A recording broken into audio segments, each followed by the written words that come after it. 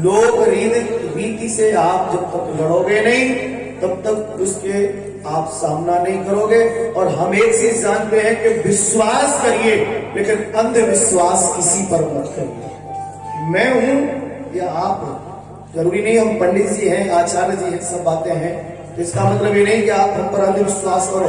तो जब भी आप हम पर अंधविश्वास करोगे तो हमसे तुम लाभ नहीं हानि ही पाओगे। आजकल आप बड़े बड़े बाबाओं को देख रहे हो, भैया बताओ, मंदिर के बड़े बड़े मठाधीश का क्या है? यही है, हम लोग उन पर अंधविश्वास करते हैं, उन्हें भगवान मानने लगते हैं, तो उनके पास पहुंचते हैं, अरे प्रभु बचाओ, अरे प्रभु ये हो गया, प्रभु तुम वो कर दो। तो क्या करते हैं? तुम बोलो, कभी किसी इंसान ने किसी का भला किया? नहीं कर सकता। मैं कह रहा हूं कोई नहीं बना रहे। जब तक राम की इच्छा नहीं होगी तब तक तुम्हारा कोई कुछ भी नहीं कर सकता। लोग तुम्हें बेवकूफ बना सकते, लोग तुम्हें ठग सकते हैं, लोग तुमको आमदनी का जरिया बना सकते हैं, लोग तुम्हारा शोषण कर सकते हैं, लोग तुम्हारे साथ अत्याचार कर सकते हैं, लोग तुम्हें बर्बाद कर सकते हैं, तुम्हारे घर में कलेश डाल के तुम्हारे परिवार को, फलते फूलते परिवार को नष्ट कर सकते हैं, और कुछ नहीं। इसलिए और शाबाशी ध्यान रखना, बस विश्वास करो लेकिन परम विश्वास सब राम पर करो, किसी पर नहीं। ओ न काऊ सुख दुख कर, निज कृत कर्म भोग सब। देखो समय याद है ये, लेकिन भूल सब जाएंगे अभी थोड़ी देर बाद। महाराज वो लड़का पढ़ावे को मन नहीं लगा, महाराज क्या कर रहे हैं? हम अपनी लड़की को नहीं पढ़ा पा रहे, तुम्हें बोल। तुम्हारा जो पत्नी बड़ी लड़की है, तो भाई खुद हमसे लड़ जाते बोलो। और ऐसे तुम्हें बड़े बड़े बनेंगे, जाओ आजकल खैर भगवान बचा, तुम कहो हाँ ठीक हो जाएगी। वो क्या है? बोले वो कराने में पूजा है, 5,000 की है। हाँ 5,000 ले ले तुमसे। अब 5,000 चले गए तो घर का कलेश तो अपने आप दूर हो जाएगा। 5,000 भरे तुम्हारे बक्सा में, तो वही तो कलेश की जड़ बने हैं। ये मनुष्य का जीवन। आदमी किस में मरता है? नाम पर। कर परु तोष मोर संग्राम, नहीं ता छाड़ कहाऊंगा। आप जब ये बात कही राम से, सुनो महाराज, या राम या तो हमसे युद्ध करो, और युद्ध नहीं करना है तो राम नाम कहना छोड़ो।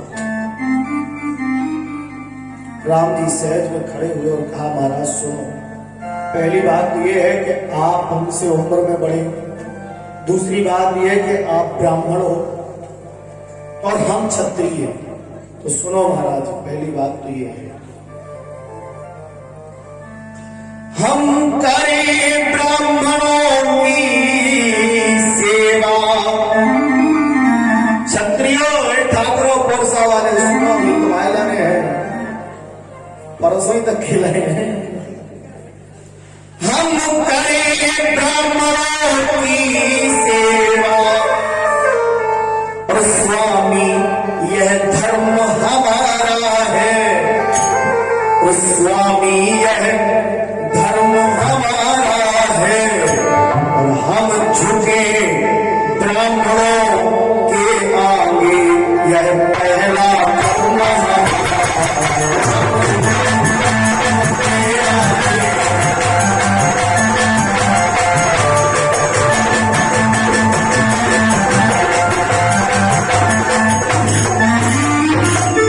क्षत्रिय का पहला कर्म है ये ब्राह्मणों के सामने झुकना। और ब्राह्मण का अगर सम्मान मान मर्यादा क्षत्रिय का नहीं कर पाता तो वो चाहे जितनी माला गवाए, चाहे 10 मंदिर बनवाए, चाहे कुछ भी करे, कल्याण नहीं होगा, नहीं होगा, नहीं होगा। हाँ, अगर ठाकुर असली है तो। दूसरी बात सुना महाराज, अधिकार ब्राह्मणों ही के। सुनिए महाराज, ये अधिकार किसके होते हैं इस पृथ्वी पर? ब्राह्मण के। लेकिन ब्राह्मण ने रखा नहीं अपने पास, क्योंकि ब्राह्मण की झोली हमेशा खाली रहती है। उठा के अभी भी चेक कर लेना, नहीं होगा, 20 रुपया पड़े हैं, झूठ नहीं कह रहे। हाँ, अधिकार ब्राह्मणों ही के हैं, और सरताज हमारे होते हैं,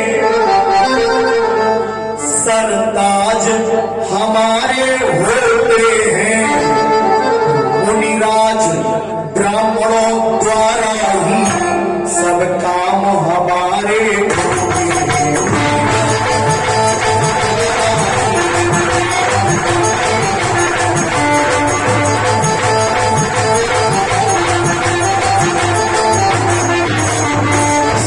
पहली बात तो महाराज ये कि तुम ब्राह्मण हो और ये सब अधिपत्य आपका है, लेकिन आपने मुझे रक्षा करने के लिए सरताज के रूप में दे दिया है, तो हम उसकी रक्षा कर रहे हैं। है तो आपका ही, तो हम पता है। और दूसरी चीज, आपके द्वारा ही सब काम हमारे होते हैं, ये बात हो। मेरा जन्म ब्राह्मण के द्वारा हुआ, ब्राह्मण की तपस्या से हुआ। श्रृंगी ऋषि मारा जाए, किसने कराया हवन?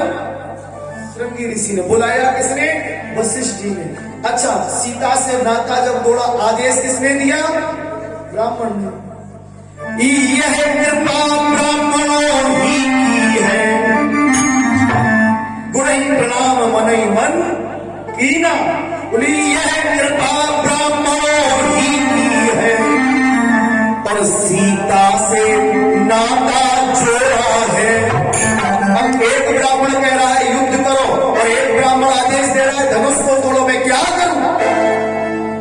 यह दया ब्राह्मणों ही की है, और सीता से नाता जोड़ा है, और यह कृपा ब्राह्मणों ही की है, और शिव धनुष राम ने।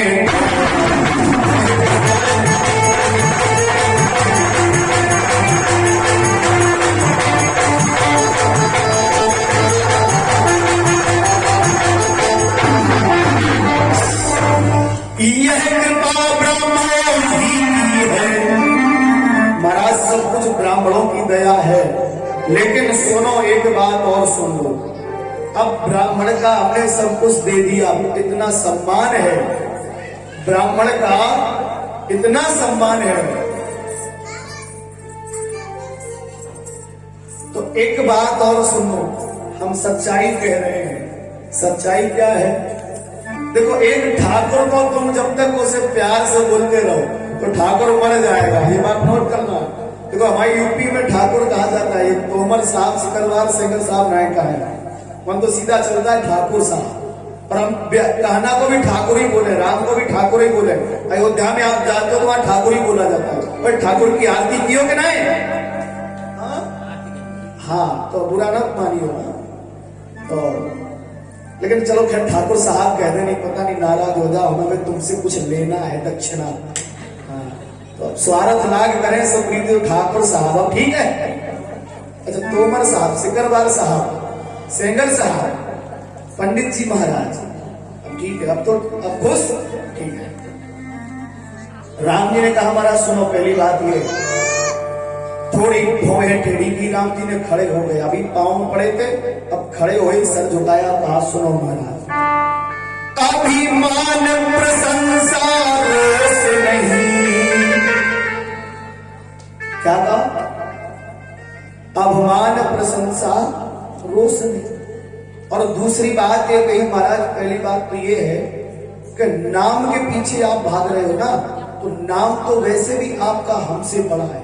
अच्छा, आपका नाम क्या है? परशुराम। परशु सहित बड़ नाम तुम्हारा, और हमारा क्या नाम है? बोले राम मात्र लघु नाम हमारा। और तुम्हारा नाम भी बड़ा है और हमारा तो नाम भी छोटा है, तो आप हमसे बराबरी मत करो। और अगर बराबरी करोगे तो सुनो महाराज, ये क्षत्रिय कह रहा है, अभिमान प्रशंसा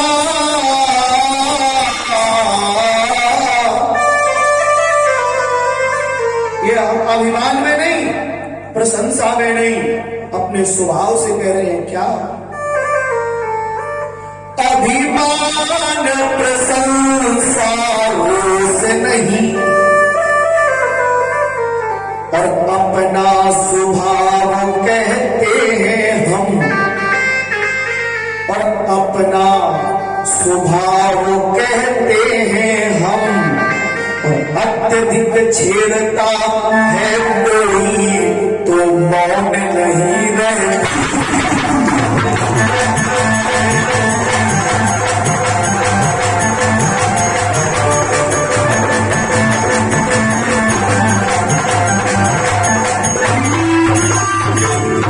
महाराज हमें कोई ज्यादा छेड़ता है तो फिर मौन नहीं रहता मैं। हाँ, और दूसरी बात तो ये और सुन ले आप, क्या है? हम क्या है? ठाकुर। हमारा नाम क्या है? राम।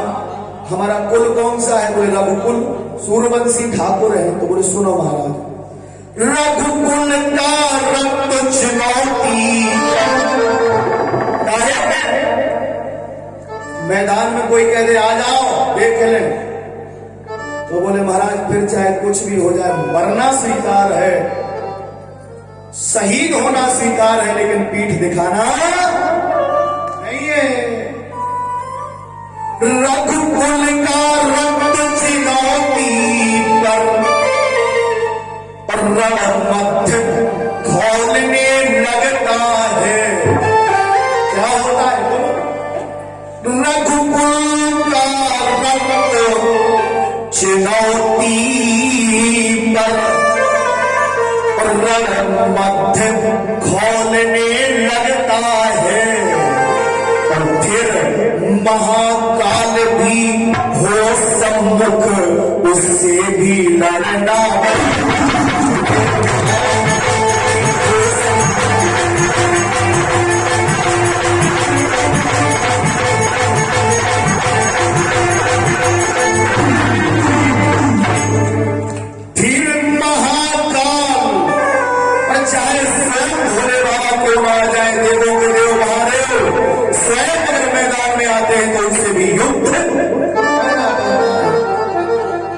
महाराज पीछे नहीं हटने वाले हम।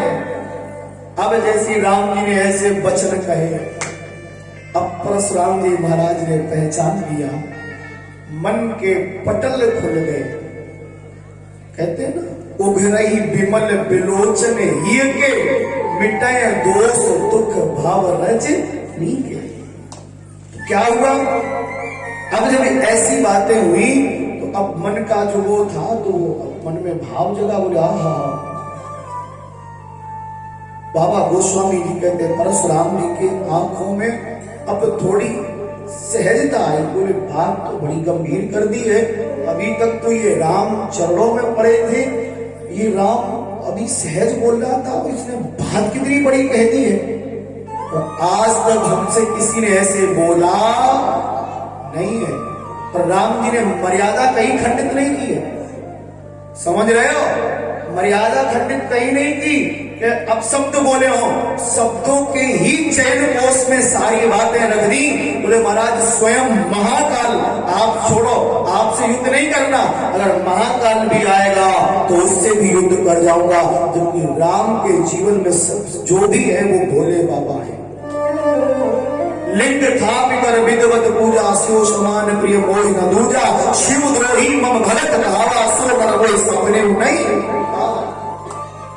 और वो भोले बाबा, वो राम जी कह रहे हैं कि स्वयं भोले बाबा भी अगर युद्ध में आ जाएंगे तो ये जो क्षत्रिय स्वरूप है, इस स्वरूप में आने के बाद तो फिर मैं पीछे नहीं हटूंगा, पीछे नहीं हटूंगा। तो सुने मृदु गूढ़ बचन रघुपति के, उघरे पटल परसुधर मती के। क्या जैसे ये देखा तो आज तीसरा नेत्र खुल गया, साक्षात भगवान राम को सामने देखने लगे। तो फिर बात एक आई बड़ी गंभीर है, परस उघरे पटल परसुधर मति के। ये आंखों से जो देख रहे थे वो नहीं मान रहे, ना उस स्वरूप को प्रणाम किया। कुछ लोग कहते हैं परशुराम जी ने राम जी को प्रणाम किया। राम जी कभी भी ऐसा अपने जीवन काल में कोई गलती नहीं किए हैं कि किसी भी ब्राह्मण ने उनके सामने प्रणाम किया। हाँ, आगे प्रमाण अभी किस्किंधा कांड में और दूंगा मैं आपको। तो हनुमान जी महाराज ब्राह्मण बन के आए, धारी बट रूप देखते जाई कहे सुजान जिये शयन बुझाई। तो राम जी ने छुआ नहीं है, निज तनु प्रगट प्रीत और छाई। जब अपने असली रूप में आए हैं तब राम जी ने गले से लगाया है हनुमान। तो राम से ज्यादा ब्राह्मण का सम्मान कौन कर सकता है भाई? कोई नहीं कर सकता। हृदय का बोध जब गया, परमात्मा को पहचाना, परमात्मा को पहचानते ही सामने आज हाथ में धनुष्य के लिए थे जो भगवान विष्णु ने दिया था, तो स्वयं थमाया। बोले प्रभु आप इसको लो और इसकी पतंचा तो खींचो। तो जैसी दिया है तो देत चाप आप ही चल गयो, अपने आप वो चला गया भगवान के पास। तो जैसे भगवान के पास गया, आज परशुराम जी महाराज ने भगवान विष्णु के रूप में, स्वयं साक्षात विष्णु के रूप में देखा राम को और चरणों में गिर गए। बोले प्रभु हमसे बहुत भारी गलती हुई है, हमें माफ कर दो। बाबा गोस्वामी जी चौपाई लिखते हैं, आप लोग भी आपके जीवन में किसी की छोटी सी भी गलती हुआ करे तो इस चौपाई की एक माला जरूर किया करें घर में। अगर आप किसी से अपराध हो जाए, किसी ब्राह्मण को अपशब्द कब जाए, कभी किसी संत महात्मा से अपशब्द निकल जाए, तो इस चौपाई का जाप करें, एक माला अवश्य करें घर में, तो आपके ऊपर वो पातक नहीं लगेगा। कौन सा? अनुचित बहुत कहियुआ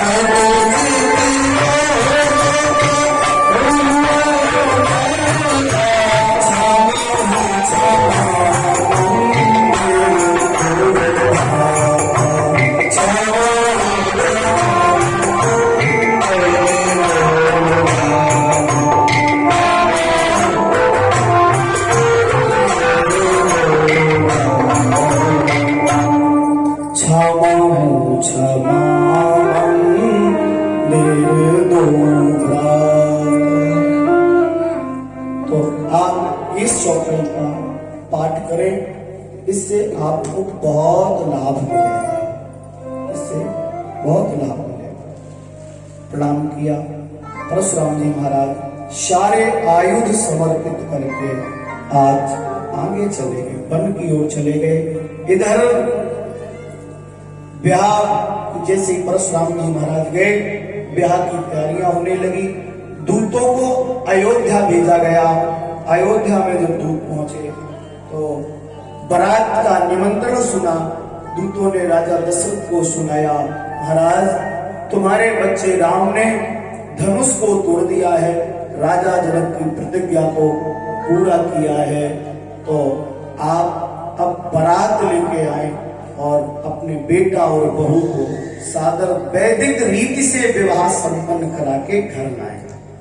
तो राजा दशरथ ने जब सुना तो बड़े खुश हो गए, बड़े आनंदित हो गए।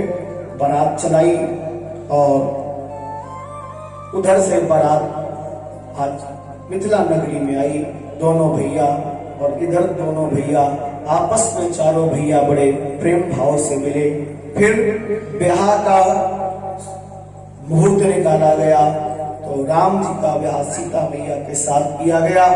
सीता मैया से विवाह होने के उपरांत कलेवा चल रहा था, तो कलेवा में माताएं वो गाती हैं गालियां वगैरह थोड़ा, तो एमपी में तो रिवाज नहीं होगी, वो दूल्हे राजा जब आते हैं तो उनको गालियां सुनाई जाती हैं कलेवा में। ऐसी गाली नहीं जैसी आप लोग देते, वो मीठी मीठी गाली होती है, बड़ी प्यारी लगती है वो गाली, उनको सुनने में आनंद आता है। हाँ, तो बड़ी मीठी मीठी गालियां और प्यार भरी गालियां, स्नेह भरी गालियां सुनाई। तभी राजा जनक आए और दशरथ जी के चरणों में गिर गए। कहा, प्रभु आपको अभी 3 बच्चे और हैं ब्याह करने के, और हमारी भी अभी 1 बिटिया और कुशल ध्वज की भी अभी 2 बिटियां बाकी हैं, तो हमारे घर में भी अभी 3 बिटियां हैं और आपके घर में भी अभी 3 बच्चे हैं। तो मेरा मन है कि एक ही मंडप में सबका ब्याह हो जाए, तुम्हारे 4 बच्चों का ब्याह हो जाए, हमारी 4 बेटियों का ब्याह हो जाए और हम दोनों आज ही फ्री हो जाए। तो राजा दशरथ को भी बड़ा अच्छा ये प्रस्ताव लगा। तो इधर राम जी का, आज लक्ष्मण जी का, भरत जी का, शत्रुघ्न जी का 4 बहनों के साथ ब्याह किया गया। सीता, उर्मिला